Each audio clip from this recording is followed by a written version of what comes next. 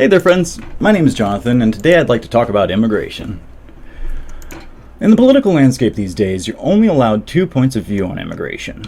There's the compassionate left-wing point of view that the United States has a duty to citizens of every nation, that we as a strong, wealthy country are obligated to take in any human being who's living a dangerous life due to circumstances outside of their control. This view has evolved over time to needing to accept economic migrants and climate refugees, the definitions of which can be applied so broadly that the only proper conclusion that we can come to is that we need to let every immigrant in who wants to come in. And as a matter of fact, the US and the West in general have done so much to destroy the world through crony capitalism and proxy wars that even if we didn't have the emotional connection to these immigrants, we would need to take them in anyways, because our actions are what screwed up their countries in the first place. Then there's the right-wing view, which seems to half-heartedly accept all of the left's premises, but repeats the constant refrain of, but they need to do it legally. The right has a position that honestly follows a less logical route than the right. The left at least claims that all of these grievances, in order to say that immigrants have a right to our soil. The right will somewhat argue with these and say that the reason immigrants want to come here is simply because we're the freest country in the world with the best opportunities. But then they turn around and agree with the left that we still have a duty to import these people en masse. There's a large part of the conversation that gets lost here when people think these are the only two options there are. This part of the conversation is where I'd like to focus today, because to me, it's the obvious part of the argument that we're all pretending is not there. That being, why do we let in anybody at all? Wouldn't we fare just fine with the roughly 365 million people we have already? If we keep adding more and more people every single day, how do we ever expect them to integrate? If America is already so great, then what impetus do we have to bring in more people who could make America worse? Now, that last question may set off some alarms to certain people. What do you mean make it worse? Are you saying brown people make an area worse? You're an evil racist. This is exactly the poison that keeps so many away from this conversation. And that's what they want, because when you really look at the modern American immigration system, it shows some pretty obvious negatives, and in order to hide that, they must make us think that our own inner thoughts are somehow tainted with some amorphous idea of racism.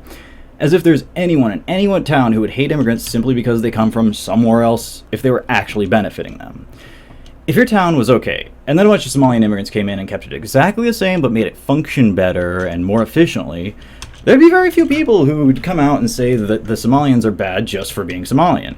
To the contrary, it would create whole new positive stereotypes that Somalian immigrants and everyone in town would want to emulate the new and efficient way they do things in order to make a more prosperous society for everybody. Funnily enough, growing up, this is exactly the idea of immigration that was sold to me by my elementary school and middle school teachers, so that when I grew older and I met genuinely racist people, I assumed they must have just hated those immigrants for looking different. There's no way they had a different experience leading them to think about immigrants differently. No.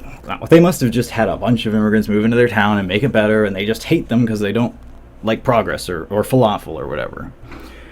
Now for just a moment, I'd like to take you back a half century, back to the mid-1900s. Again, please stow your idea of these Americans as racists who didn't know any better, and just imagine being them. Back then, America, like pretty much every other country up until that point, did have immigration. They just didn't do it the way we do it now. Imagine the country like an extension of your house. America wanted to control who came in and out and the character of the people entering, same as you would in your home or business or community. When we had a labor shortage, like in 1942, when we needed agricultural workers to shore up the market due to World War II, we'd open up the gates and invite a bunch of agricultural workers from Mexico to come in and make money off of us temporarily. We wouldn't just let anybody in with a rake, though. We would have some groups of workers come in, and then the gate would close behind them while they spent years acclimating to what it is to be an American and learning from their new fellow countrymen how things are expected to work here.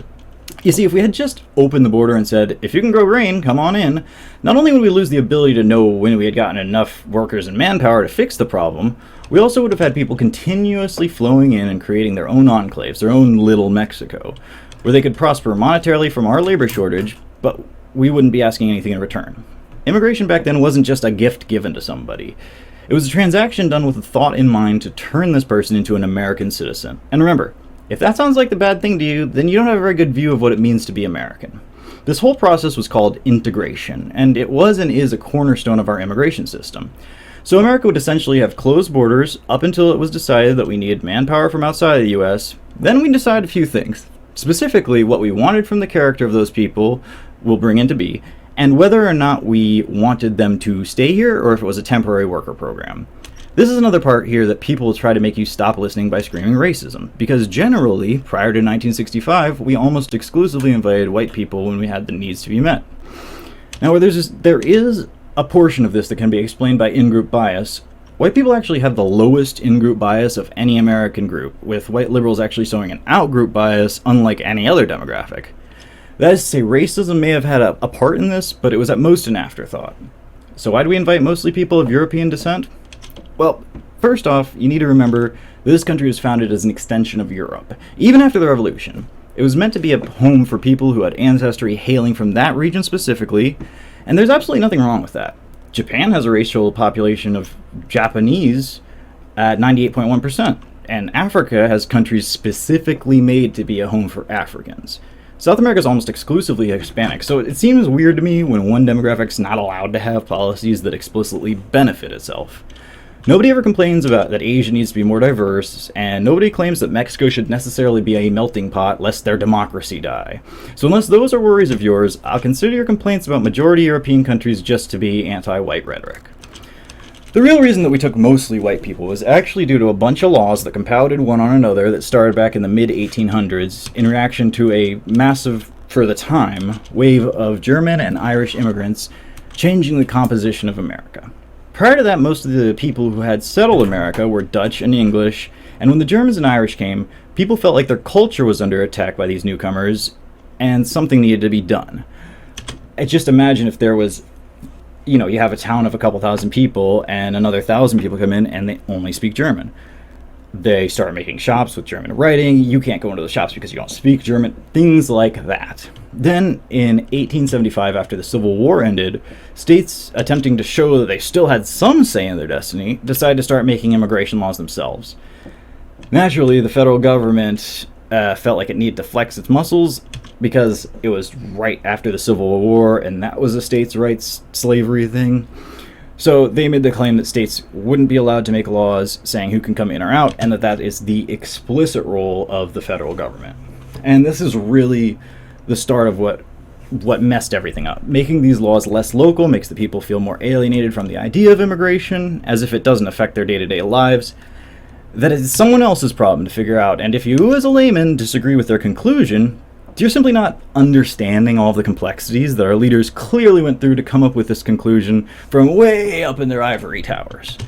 This back and forth of the federal government making restrictions about who could come in and who would and go would continue with things like the Chinese Exclusion Act of 1882 and a few laws barring polygamists or criminals and people with certain diseases up to World War I when they passed the Immigration Act in 1924.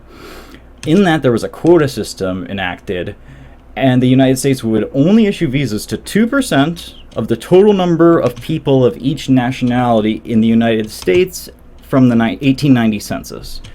Naturally, that law would mean that immigration would be restricted to mostly Great Britain, Ireland, and Germany, since those nationalities make up 70% of the polity of the US at that time, except for Asia, which was completely restricted barring the Philippines because that was our colony, but that's a different thing.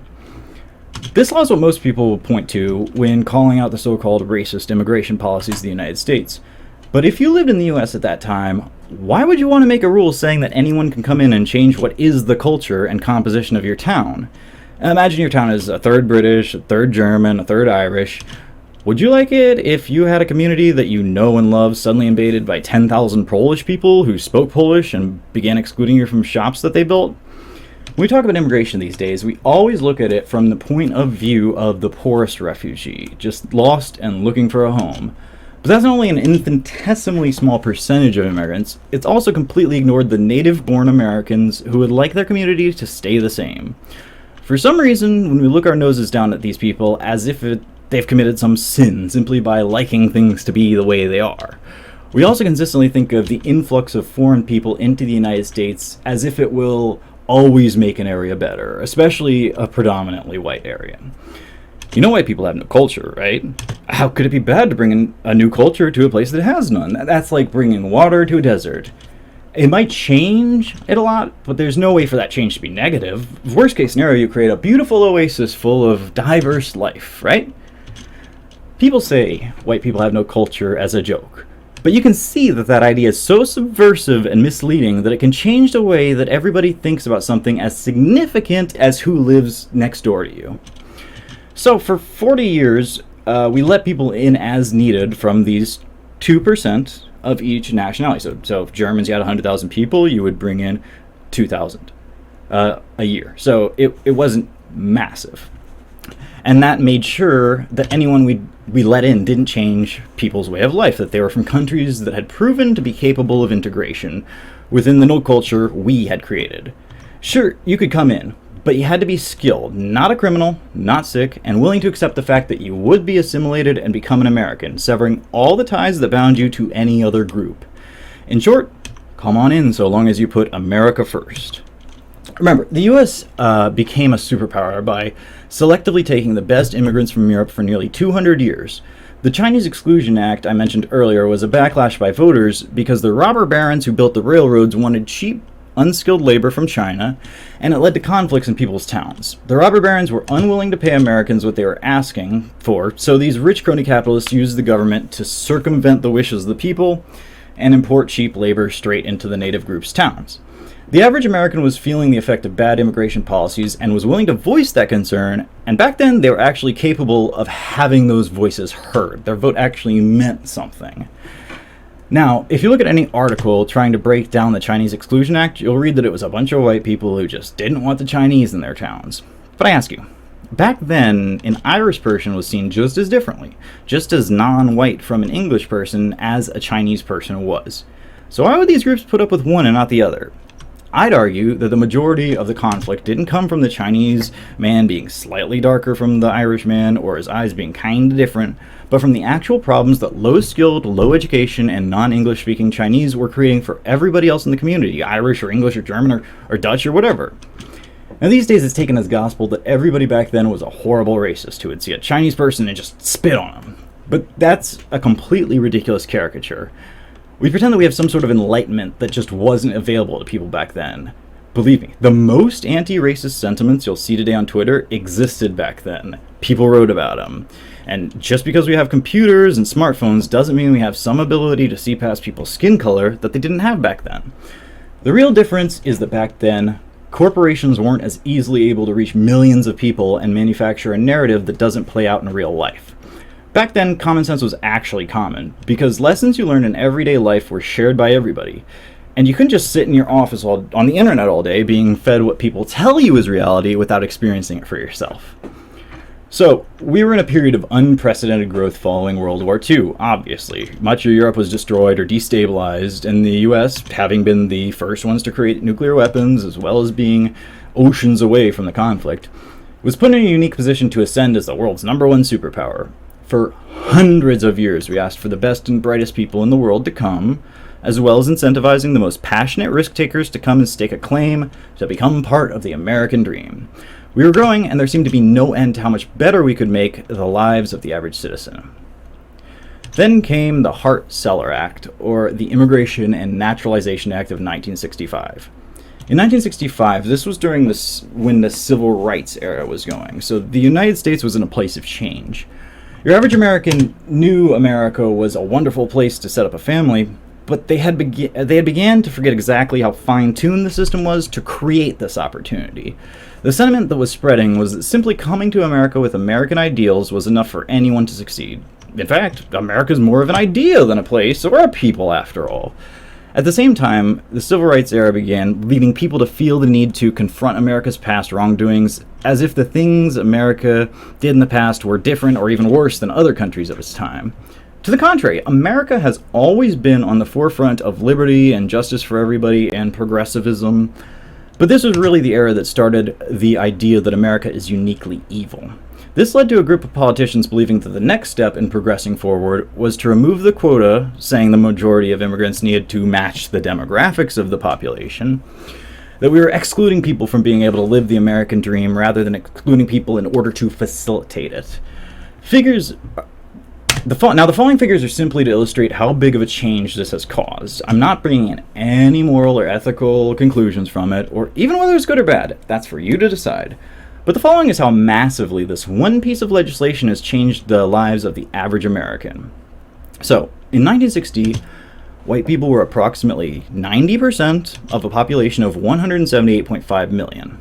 By 2000, they were only 69.1% of a population of 281.4 million.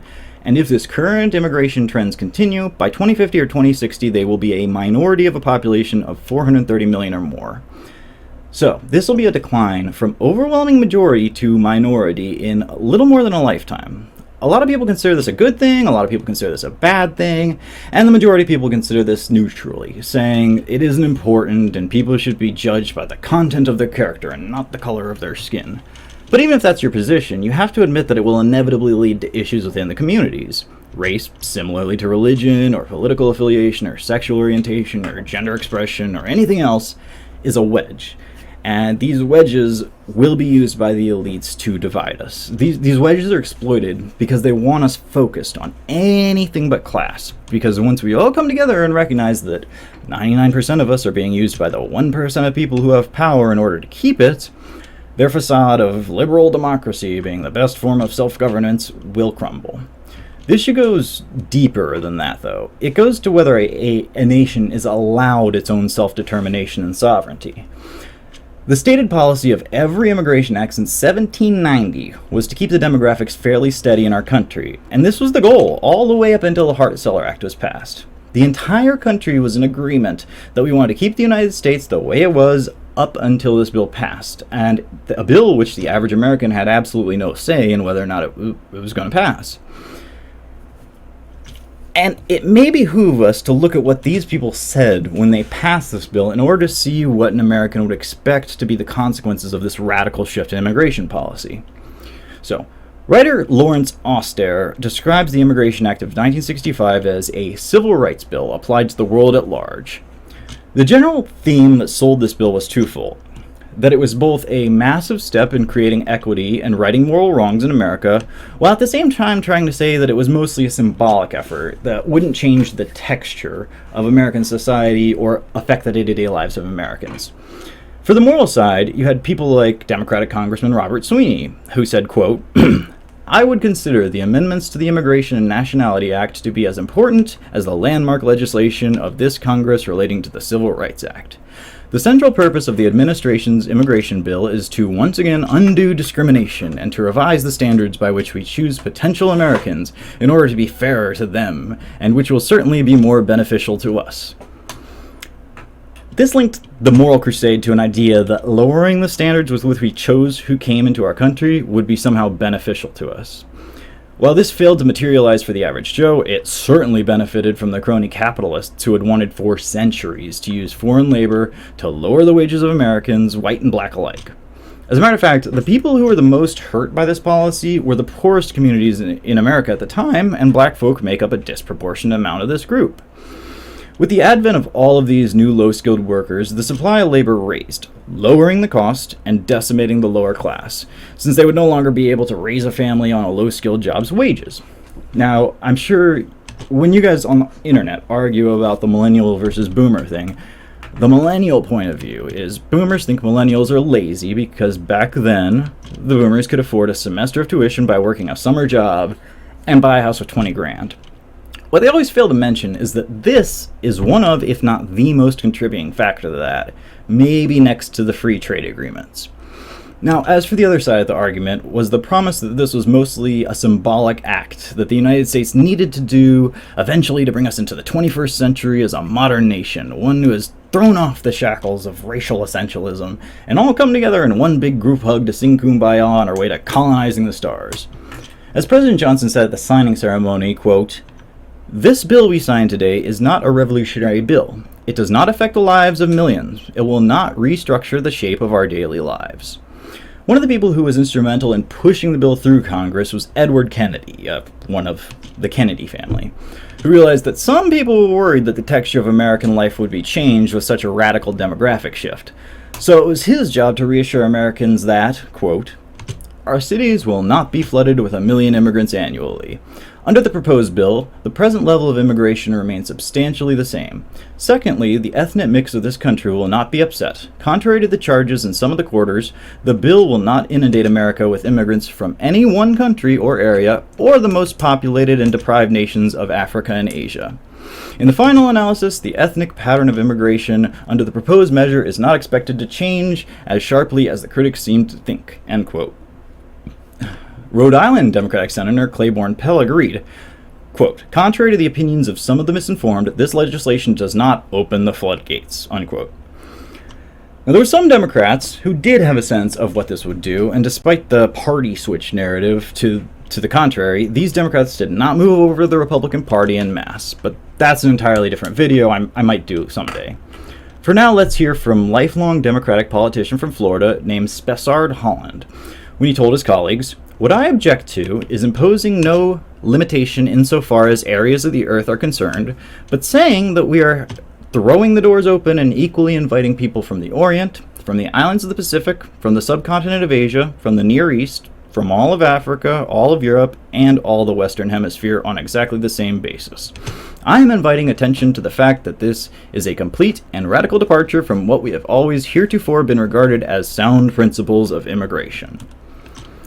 Sound principles of immigration, as has become the tradition, which is apparently very long-standing. The more socially conservative politicians of the time were too scared of being labeled some horrible title by the media, and so did a very poor job of describing and articulating their concerns. There's nothing in any of the records showing that anyone argued that these sound principles of immigration that were cited by Mr. Holland was literally the fact that this nation was set up as a vassal of Europe, and that the citizens of this nation were allowed their own God-given right to self-determination, and if they wanted to keep the United States a majority European country, there's literally nothing wrong with that. Unless you want to argue that Japan shouldn't be allowed to remain majority Japanese if the people so wish. Same for Somalia, which is 85% ethnically Somalian. If you have an issue specifically with countries that wish to remain majority European, then you might have a bit of prejudice yourself. Now, I'm not saying that if they had argued these that people would have even listened to it or agreed to it, but the fact that they didn't is just a testament to how scared people were of being called racist even back then, which I personally believe is a sign of high cowardice. However important the racial component of the bill was, it's also important to focus on how it changed the qualifications that the United States was looking for in immigrants. Back in the day, immigration was more of something that a dude in his 20s or 30s would do to come here, build a life, have a family, so the people at the top of the list generally were skilled professionals who had something of significance to add to our nation, just like if you were to start inviting people over to your house or to live there, if you had the choice, you would prefer the higher skilled person, the person with more abilities to better your home. Now, the Hart-Celler Act turned this on its head, prioritizing what they would come to call family reunification, which gave, the top preference was given to unmarried adult children of U.S. citizens, but the second highest preferred group was the offspring and spouses of immigrants. Prior to this, the only way to get in was if an American citizen was to sponsor you, the only way you could come in was if an American citizen would sponsor you. Following this bill, as soon as you got in, you could sponsor other immigrants, which is what led to entire communities and villages of people from Mexico moving into the United States and creating their own enclaves in which integration is not even an afterthought. They also changed the quotas for each hemisphere so that no nation in the Eastern Hemisphere could send more than 20,000 people a year and that's whereas in the Western Hemisphere, there were no limits for each nation. We accept 120,000 immigrants a year, no matter which country sent them. This is how we ended up with Mexico completely dominating the immigrant population and giving them an astronomically higher political capital to change laws in our country. Remember, in-group bias is one of the strongest built-in prejudices we have, and no matter what anyone tells you, that bias is massively important in political power. So now, with hindsight being 2020, we can see that everything that every politician said about this is not changing the texture of everyday life in the US was a lie, or at least was woefully stupid optimism. So let's go back to that quote by Edward Kennedy, the gentleman who was very instrumental in pushing this bill through the Congress, convincing people to vote for it. So he said, to start with, quote, "Our cities will not be flooded with 1 million immigrants annually," unquote. Okay. 1989 was the first year more than 1 million immigrants were given lawful permanent residence status. And the average has been between, at its lowest, 977,500 to 1,063,300 since 1990, up until now. Just with that data on legal immigrants, it can be shown that these politicians were at the very least wrong. Now, I'd argue that they knew this was going to happen, and that they knew that their friends on Wall Street would be happy to donate to them if they made sure that the mega corporations had plenty of low-skilled workers who would have no issue crossing the picket line if the American citizens wouldn't do the job for table scraps. It's very beneficial for an immigrant to come to the United States from a poorer country, work a minimum wage job for some years while sending home all the excess money to their family, and eventually going back to use the money they earn there in their own economies, where $1 may have the buying power of hundreds of whatever their native currency is. Them working minimum wage can make their families live like kings in certain countries. The only downside is making sure that no man can live like a king working a minimum wage job and spending their paycheck in America. The cost of living in Mexico, for instance, it's so low that you can rent a 2-bedroom house for the equivalent of $750 a month. It's the same for Costa Rica, Colombia, Ecuador, Guatemala, almost every other country in Latin America. You'd be stupid not to come here and take advantage of that, which is exactly why the government should only look for the best and brightest, as an increase in the supply of workers means lowering the cost of labor, means lower wages for people like you and me. Okay, so the next thing he said in that quote was, quote, "Secondly, the ethnic mix of this country will not be upset." This is another thing that should have been obvious from the get-go, but I'll give them the benefit of the doubt that they legitimately didn't know. Before the influx of all of these immigrants, it was a given that America was mainly a white and black nation, with like 90% white, 10% black, floating around there somewhere. And everybody was happy with that. Now, we talk about immigration as if everyone has a right to be here, even if they did nothing to develop this country, and also don't have grievances against the U.S. in the same way black people do. For me, personally, it makes sense that we do some forms of assistance and atonement for bringing people here from Africa in order to treat them like farm equipment. I don't agree with monetary reparations, but I absolutely think that due to the historic injustices against them, they should have a large say in how we decide to govern our country. As for the immigrants from Mexico and Latin America, we don't know them squat. We beat them in a war and took their territory the same way that every nation in the history of the world has. And that's not something to look back on as if it's one of these sins of our ancestors. No, we won, you lost. Now California to Texas is under the jurisdiction of the United States. Go cry and piss your pants if you're butthurt about it, I guess. Back to the lies. Kennedy then went on to say, quote, "Contrary to the charges in some quarters, the bill will not inundate America with immigrants from any one country or area, or the most populated and deprived nations of Africa and Asia. In the final analysis, the ethnic pattern of immigration under the proposed measure is not expected to change as sharply as the critics seem to think." End quote. Well, Mr. Kennedy, I would like to introduce you to Mexico. There is now no fewer than 20.6 million Mexicans in the United States. And that's the legal ones, and half of them are first generation. By itself, Mexico represents 29.8% of legal immigrants, and that's not even considering illegal immigration. The neoconservatives, horrible people in the Republican Party, admit that the illegal immigration is a bad thing. But so long as they have a piece of paper given to them by a corrupt, occupied government, it magically makes all the issues disappear. 70% of all legal immigration is from Latin America, a far cry from what existed prior to the Hart-Celler Act, where, again, Germany, Britain, and Ireland were the 70% of the polity.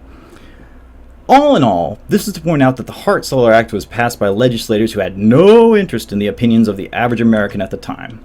These Americans were comfortable, had high wages that allowed them to buy a home and start a family on one income, and had the kind of cultural cohesion that can only come from being surrounded with people who are more like you. These days, all of those things would be considered a white privilege that has to be dismantled in order to create a more equitable society for everybody. Without even getting into things like the crime rates of high immigrant cities or the economic turmoil created in people's towns, we need to recognize that the founding fathers set up a system where the people were to decide their own destiny and create their own experimental society. It should have, at the very least, been a referendum vote asking every citizen if they were comfortable upsetting the precarious balance of immigration that we set up. They didn't do this simply because they knew they couldn't win it. Most Americans, black, white, or otherwise, enjoyed the composition of the United States the way it was. People liked their towns to speak one language, have one main religion, and share common principles. Bringing in people from the third world countries would only lead to our country becoming more similar to theirs, and nobody felt like it was their duty to take in as many people as they want to come simply because it's the right thing to do, regardless of the consequences of this policy in their lives. You could twist and remold this idea as a form of racism, but what it really was is the traditional way of thinking that the majority of the world has gone by up until this last century. Today's people like to imagine that these people were totally backwards, incapable of considering that people shouldn't be discriminated against just for the color of their skin, when in reality, this has been a discussion for as long as people have existed. In your home, you want to make sure anyone you invite in to live there has some skills he can use to add to the group. In the same way, every time a new neighbor moves into your neighborhood, you have the thought, uh-oh man, I really hope these people are decent professionals who live similarly to the way I do. The nation is simply an extension of this, and when people start to say that there's some moral duty to bring in everyone who wants to come, you can tell they have detached themselves from the realistic facts. As a social conservative, I can rationalize my viewpoint to you and tell you how I got there. I can cite sources about how important race is in cultural cohesion, and how the bigwig crony capitalists use this to make things slightly cheaper in order to take out their competition. I can point out that African Americans are one of the most directly affected groups in this regard, and how we don't owe anything to any of these countries just because some amorphous idea of how America is so bad and evil that we must effectively destroy what made America such a great place. I can articulate exactly what I think and why I think it, and in my opinion, neither the neoconservatives or neoliberals are capable of making a coherent argument for their viewpoint, unless they just outright admit they think of us as simply replaceable economic units to be used by the elite class as pawns in the system that gives them so much power. Anyways, that's all I've got for you today. Ted Cruz, please rethink your position on immigration from a social conservative point of view, and maybe read some Pat Buchanan. Till next time.